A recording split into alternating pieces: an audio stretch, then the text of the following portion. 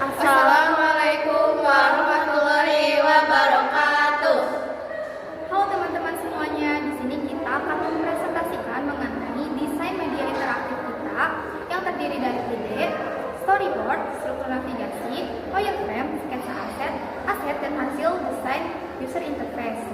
Perkenalkan, nama saya Alia Tufiani. Dan saya Dila Puspita. Nama saya Nur Fazlur. Saya Risha Ramadhania Anugrah. Kami dari kelompok 3 kelas 12C. Bye-bye. Halo guys, di sini saya akan menjelaskan tentang ide aplikasi. Di sini kita ambil media interaktifnya tentang pengenalan huruf hijaiyah.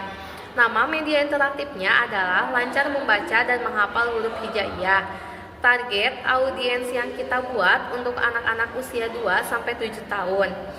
Urgensi untuk pembelajaran dan pemahaman anak-anak sejak usia dini untuk mengenal huruf-huruf hijaiyah. Deskripsi adapun tampilan awal dengan ukuran landscape pada produk atau pada tampilan awal tersedia logo untuk masuk ke dalam aplikasi. Logo pengaturan untuk menyesuaikan setting aplikasi atau game dan elemen-elemen yang menarik. Background yang sesuai dan teks yang jelas terbaca, serta audio atau musik yang sesuai. Lalu masuk ke dalam halaman utama atau pertama. Di halaman ini tersedia 3 game yang dapat dipilih sesuai keinginan, yaitu ada game belajar untuk huruf-huruf hijaiyah, ada fitur mengingat, dan juga ada fitur game quiz. Pada game pertama, yaitu game belajar, anak-anak diharapkan dapat memilih huruf-huruf hijaiyah dari alif sampai ya. Apabila salah satu huruf dipencet, maka akan mengeluarkan bunyi atau suara seperti alif. Dan untuk kembali ke tampilan awal atau tampilan utama, pencet back. Dan yang kedua, ada game, yaitu tentang game mengingat huruf-huruf hijaiyah, di mana game ini anak-anak akan mencocokkan dengan contoh. Anak-anak diharuskan memilih huruf hijaiyah yang sama, yang sesuai dengan diperintahkan. Apabila benar, maka kolom yang sesuai akan hilang dan berlanjut ke pertanyaan selanjutnya. Dengan mencet fitur next, dan jika salah maka akan muncul suara tetot dan silakan coba lagi. Pada game ketiga, yaitu sama saja dengan fitur yang kedua, akan tetapi tampilannya yang berbeda sedikit dan pertanyaannya sedikit sulit, tapi masih bisa untuk dipahami. Dan ada pengaturan back pada setiap layar atau tampilan utama. Hai, saya Alia Tufiani.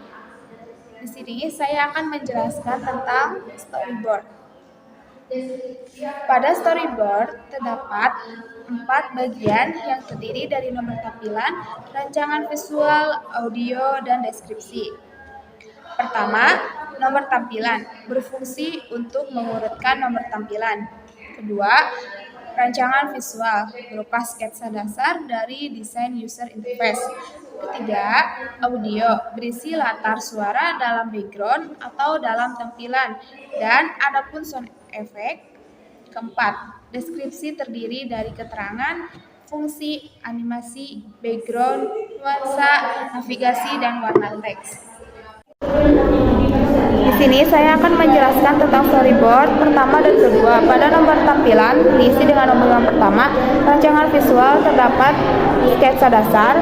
Pada audio, background musik dengan lagu Upin dan Ipin, Alif Batasan YouTube, sound effect, cute sound effect for editing, copyright.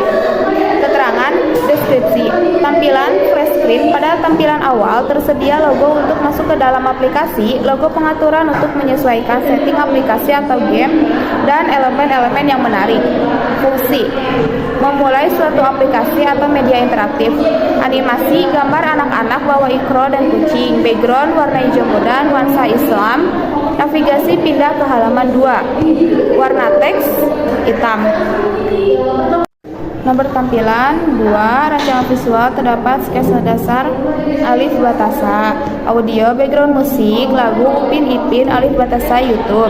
Sound effect, cute sound effect for editing, no copyright YouTube.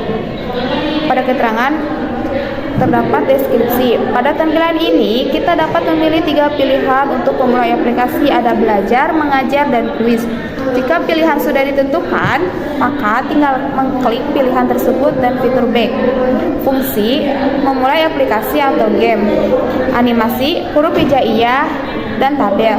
Background pada hijaiyah memakai warna-warni dan background hijau, nuansa Islam.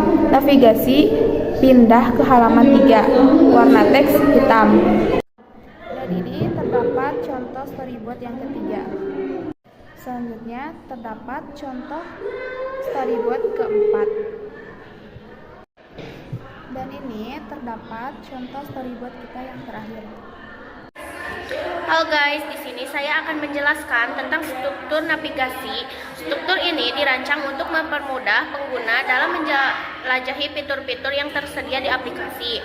1. Halaman start atau tampilan 1 merupakan tampilan awal saat aplikasi dibuka. Terdapat pilihan untuk melanjutkan ke menu utama atau beranda. 2. Beranda atau tampilan 2 menjadi pusat navigasi utama untuk memilih fitur yang tersedia. Berisi akses menuju 3 jenis game, yaitu game belajar atau tampilan 3 untuk mempelajari materi tertentu secara interaktif, game mengingat atau tampilan 4 melatih daya ingat pengguna melalui kuis ringan, game kuis atau tampilan 5 memberikan tantangan berupa pertanyaan pilihan benar atau salah. 3. Alur navigasi game. Setelah memilih salah satu jenis game, pengguna akan diberikan pertanyaan atau soal. Jawaban pengguna akan dievaluasi untuk menghasilkan nilai. Setelah selesai, pengguna diarahkan kembali ke beranda. 4. Keluar. Terdapat opsi untuk keluar dari aplikasi yang dapat diakses dari beranda. Slide ketiga, keunggulan struktur navigasi. Sederhana dan mudah dipahami. Memiliki alur yang jelas untuk setiap fitur, meningkatkan pengalaman pengguna melalui navigasi yang intuitif. Slide keempat, penutup. Demikian penjelasan mengenai struktur navigasi aplikasi ini. Halo teman-teman semuanya, di sini saya akan menjelaskan mengenai perbedaan storyboard dan wireframe. Storyboard merupakan suatu rancangan yang kita buat dengan menggunakan cara tradisional seperti menggunakan alat tulis yang berupa pensil, kertas, pulpen, penghapus, dan lain-lain.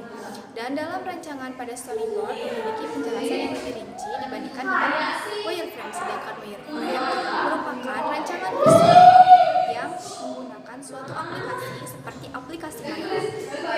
Adapun tampilan pada wireframe ada tampilan 1 atau tampilan awal untuk login, tampilan 2 untuk memilih game, dan tampilan 3 tampilan game belajar. Tampilan 4 tampilan mengingat, dan tampilan 5 dan tampilan 6 merupakan tampilan benar dan salah.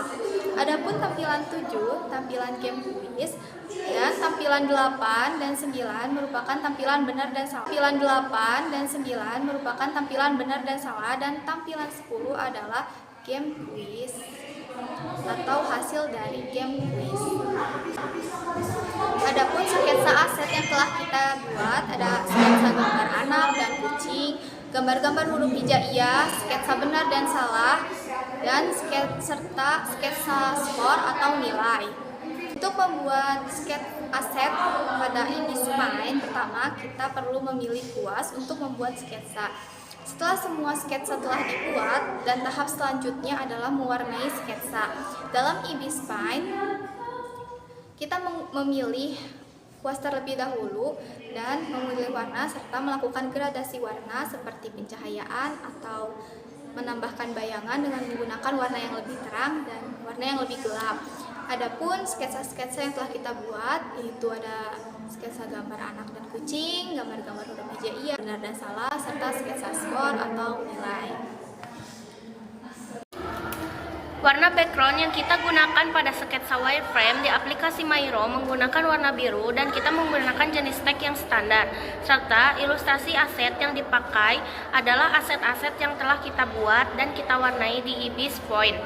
Menggunakan aset tersebut menggunakan format PNG dan mengunggahnya di aplikasi Miro. Seperti yang sudah dibahas oleh teman saya Nurpa, di tampilan yang ada di wireframe adalah 1. Tampilan awal untuk login, 2. Tampilan untuk memilih game, 3. Tampilan game belajar, 4. Tampilan mengingat, 5 dan 6 merupakan tampilan bernada salah, 7. Tampilan game 8 dan 9 adalah tampilan benar dan salah, 10 adalah skor atau nilai kuis.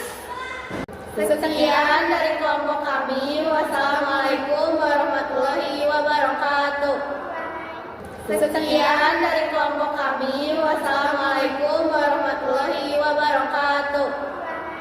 Sekian dari kelompok kami. Wassalamualaikum warahmatullahi wabarakatuh. Sekian dari kelompok kami. Wassalamualaikum warahmatullahi wabarakatuh. Sekian dari